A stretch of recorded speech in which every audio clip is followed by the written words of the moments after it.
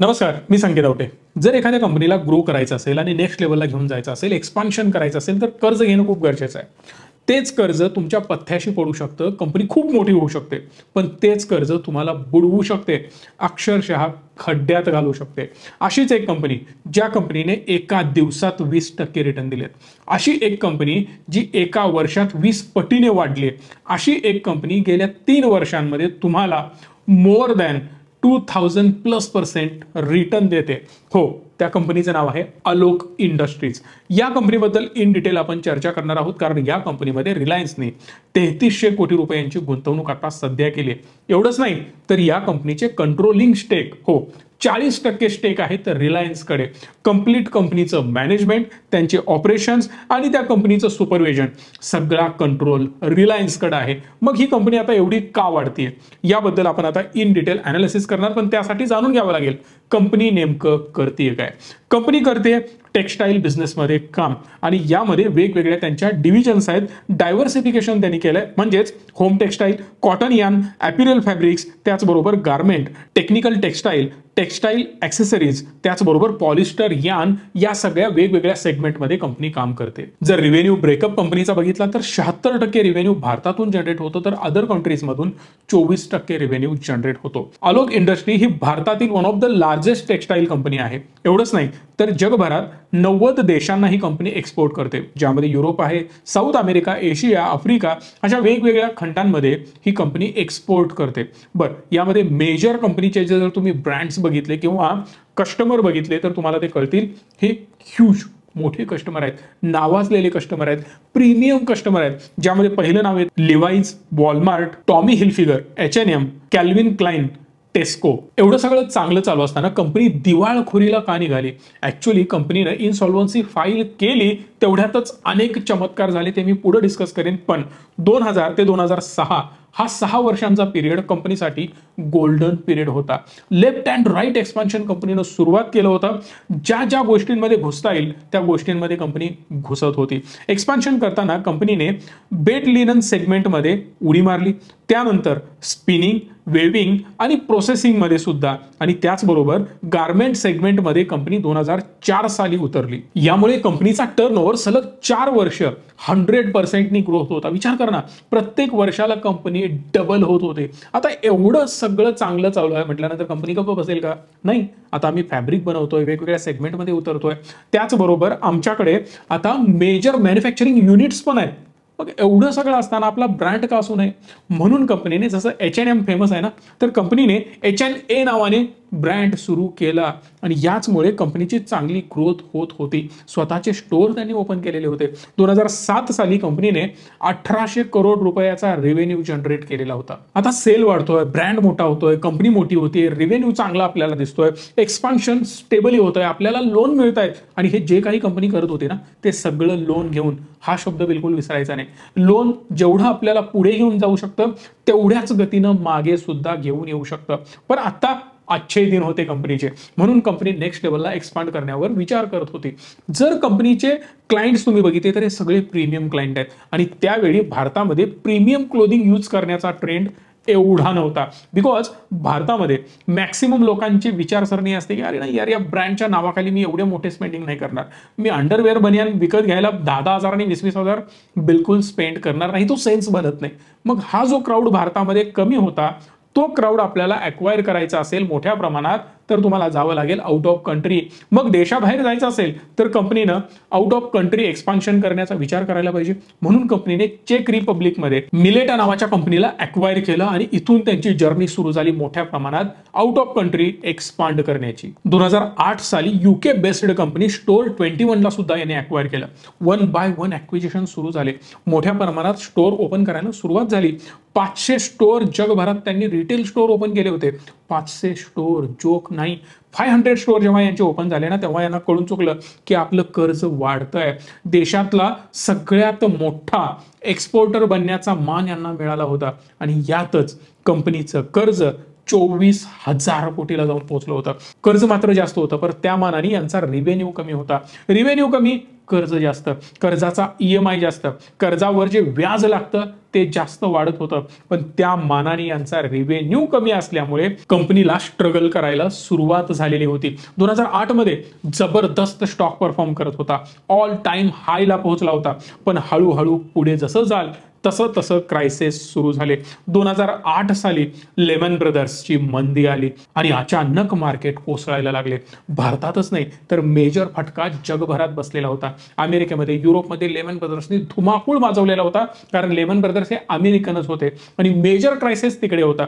त्याचा परिणाम यांनी जे ॲक्विजिशन केले होते त्याच्यावर मोठा फटका बसला. दुकानं अक्षरशः कोसळली होती, धंदा ड्रॉप झाला, रिव्हेन्यू कमी झाला. रिव्हेन्यू कमी झाल्यामुळे जे EMIचे हप्ते होते, सोप्या भाषेत मी तुम्हाला सांगतोय, जी कंपनी डेटचं रिपेमेंट करत होती ते वेळेवर जात नव्हते. परत रिपेमेंट करण्यासाठी, व्याज भरण्यासाठी पुन्हा कर्ज घ्यावं लागलं. म्हणजेच व्याजावर व्याज लागत होतं, कर्ज भयंकर वाढत होतं. हेच कर्ज जवळपास 30,000 कोटीला जाऊन पोहोचलं आणि आता मात्र कंपनीला स्वतःला होल्ड करणं कठीण जाऊ लागलं, कारण आला होता कोविड. 2020 मध्ये कंपनी रन करणं नेक्स्ट टू इम्पॉसिबल होतं. म्हणूनच स्टॉक सुद्धा ऑल टाइम लोला पोहोचला. ₹1.40 स्टॉक आला होता. दुसऱ्याची डुबणारी नाव बघून ना मोठाबाई समोर आले. मोठाबाईंना त्यामध्ये ट्रॅक्शन दिसला आणि मोठाबाईंना आता बिझनेस दिसला. सिंपल काय नाही, तुझी नाव बुडते ना, सगळं संपणार आहे ना, आता मी येतोय. 5,000 कोटी रुपये मोठाबाई घेऊन आले आणि सरळ सांगून टाकलं, मागच्या पाकिटातून पैसे काढले आणि देऊन टाकले. म्हणाले, आज से तू मेरी मजा करतोय. ऍक्च्युली ॲक्विजिशन यांनी केलं. डायरेक्ट 40% कंपनीचे कंट्रोलिंग स्टेक स्वतःकडे घेतले. आजपासून ही कंपनी मी चालवणार. JM फायनान्शियल ॲसेट रिकन्स्ट्रक्शन कंपनीने 34% स्टेक बाय करून टाकले. म्हणजे काय, जे कंपनीचं लोन होतं ते तर तुम्हाला रिपेमेंट करता येत नाही. आता हे रिपेमेंट आम्ही करतो. ज्या ॲसेट रिकन्स्ट्रक्शन करणाऱ्या कंपन्या असतात ना, या सगळ्यांचं लॉजिक एक असतं. मोठाबाईंनी पण तेच केलं आणि JM फायनान्शियल्सनी पण तेच केलं. तुम्हाला तुमचं लोन परत भरता येत नाही तर ते लोन आम्ही विकत घेतो, पण 100 रुपयांचं लोन मी 70 रुपयाला विकत घेईन. आता लोन कोणाकडून घेतलं? बँकांकडून घेतलं. बँकांचे लोन काय होणार? बुडणार आहेत, ऑलमोस्ट बुडणार आहेत. बँकांचं बिलकुल काम नाही की तुमचे ॲसेट ॲक्वायर करणं, मग ती कंपनी चालवणं. बँका तर 100% ते करू शकत नाहीत. मग बँका काय करणार? त्याचा लिलाव करणार. जर बँका त्याचा लिलाव करत असतील तर रेडी रेकनर व्हॅल्यू प्रमाणे त्याचं व्हॅल्युएशन प्रचंड ड्रॉप होत जातं. जुनी कंपनी विकत घ्यायला कोणी तयार होत नाही. त्या केसमध्ये बँकांचे मॅक्सिमम पैसे बुडतात. 100 रुपयातले 10-20 रुपये वसूल करणं कठीण जातं. मग या केसमध्ये बँका काय म्हणतात, ही ॲसेट रिकन्स्ट्रक्शन करणारी कंपनी आहे, आमच्या डोक्याला हेडेकच नको, ते ॲक्विजिशन करायला नको, ते सेल करायला नको, ते सेल करणं, ऑप्शन करणं, त्यावर आणि खर्च करणं, या सगळ्या भानगडीत पडायला नको. म्हणून ॲसेट रिकन्स्ट्रक्शन करणाऱ्या कंपनीला पुढे आणलं जातं. या कंपन्या काय करतात, 100 रुपयाची वस्तू 60 रुपयाला घेतो, 50ला घेतो, 40ला घेतो, मला दे, मी तेवढे पैसे देतो, बाकीचं कसं वसूल करायचं मी बघतो. असं करून ते कंपन्याकडून स्वस्तात माल उचलतात. मग कंपनीचे स्टेक तर यांच्याकडे आले. आता दुसरे आलेत मोठाबाई. मोठाबाईंनी क्लिअर सांगून ठेवलं, कंपनीला मला चालवायचं आहे, यासाठी मेजर लोन मी ॲक्वायर करतोय आणि ते पैसे मी भरणार नाही, त्या लोनची रिस्पॉन्सिबिलिटी मी घेणार. मोठाबाईंना खिशातनं पैसा लावावा लागला नाही. मेजरली स्टेक तर स्वतःकडे आले, कंट्रोल स्वतःकडे आला. हे सगळं आल्यानंतर मोठाबाईंनी चालायला सुरुवात केली, कारण रिलायन्सचा ऑलरेडी बिझनेस टेक्स्टाईलमध्ये आहे. जरी तो एवढा मोठा नसला पण विमलपासून सुरुवात ऍक्च्युली टेक्स्टाईल मधून झालेली होती. विमल ब्रँड बनवला होताच टेक्स्टाईलच्या माध्यमातून आणि आता पुन्हा मोठाबाई एवढे हुशार होते की ॲसेट रिकन्स्ट्रक्शन करायला सुरुवात त्यांनी केलेली होती. यामध्ये त्यांनी पहिला कंपनीचं मॉडेल सगळं बदलून टाकलं. कंपनी काय काम करते यावर पहिला त्यांनी फोकस केला. कुठं चूक झाली, कुठे नेमकी पाल चुकली याचा शोध त्यांनी घेतला. सिंपल आहे, प्रॉब्लेम काय झाला, जगभरात ॲक्विजिशन केलं, तेच ॲक्विजिशन अंगाशी आलं, तेच ॲक्विजिशन जे जड गेलं होतं तेच त्यांनी बाहेर काढायचं ठरवलं आणि याच ॲक्विजिशन मधून जे जे काही तुमच्याकडे ॲसेट आले होते ते आता आपल्यासाठी लॉस मेकिंग ॲसेट्स आहेत. एक साधं एक्झाम्पल देतो. माझ्याकडे 2 कार आहेत. एक कार मी जास्त वापरत नाही. जर मी ती कार माझ्याकडे ठेवतोय तर त्याचा मेंटेनन्स करायला पाहिजे, प्रत्येक वर्षी ऑइल बदली करायला पाहिजे, कारमध्ये हवा चेक करणं असेल, त्याचं पंक्चर काढणं, त्याचा मेंटेनन्स करणं, त्याला वॉश करणं, यावर खर्च करतोय. जर मी ती कार वापरतच नसेल आणि अननेसेसरी दरवर्षी खर्च करतोय, मूर्खपणा आहे ना. मी काय करायला पाहिजे, ती कार विकून टाकायला पाहिजे. जर समजा माझं एखादं स्टोअर आहे, 2 स्टोअर आहेत, 5 स्टोअर आहेत, 10 स्टोअर आहेत, पण त्यापैकी 3 स्टोअर अशा ठिकाणी आहेत ज्यामध्ये मी घातलेला पैसा बाहेर निघत नाहीये, मग ते स्टोअर मी चालू का ठेवायची, बंद करून टाकायचे.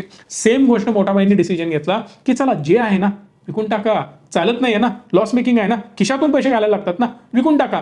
त्यातून पैसा परत आणायला चालू केला मोठा भाईंनी, ते ऍसेटच विकून टाकले आणि एक्स्ट्रा जो खिशातनं खर्च होता तो वाचला, प्लस त्यामधून पैसा जनरेट झाला. ही मोठा भाईंची टेक्निक होती.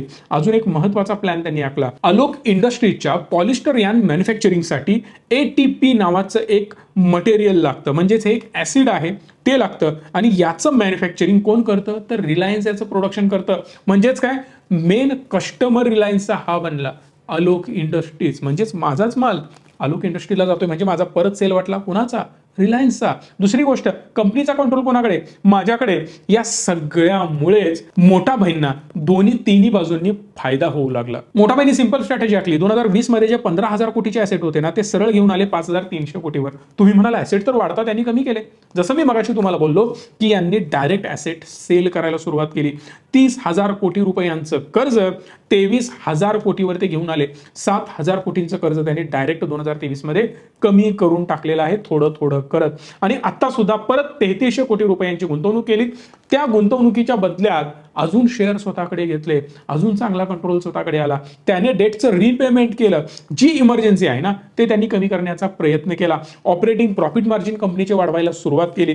जी कंपनी एकेकाळी ऑपरेटिंग प्रॉफिट मार्जिन -245% घेऊन होती, त्याला ते +8% घेऊन आले. म्हणजेच काय, कंपनीला मॅक्सिमम सुधारवण्याचा त्यांनी प्रयत्न केला.